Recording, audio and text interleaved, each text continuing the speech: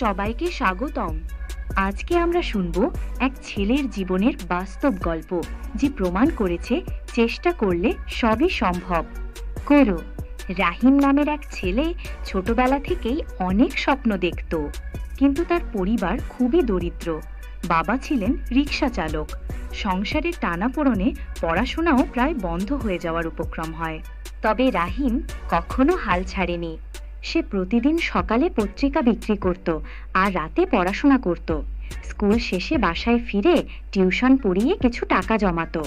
লোকজন হাসাহাসি করত, তোর মতো গরিবের স্বপ্ন দেখা মানায় না। কিন্তু রাহিমের চোখে ছিল আগুনের মতো জেদ। বছর কয়েক পর পরিশ্রমের ফল এলো। স্কুলে সে প্রথম হলো। বৃত্তি পেয়ে ভর্তি হলো কলেজে।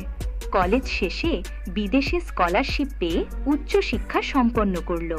অবশেষে সে একটা বড় কোম্পানির সিইও হয়ে গেল।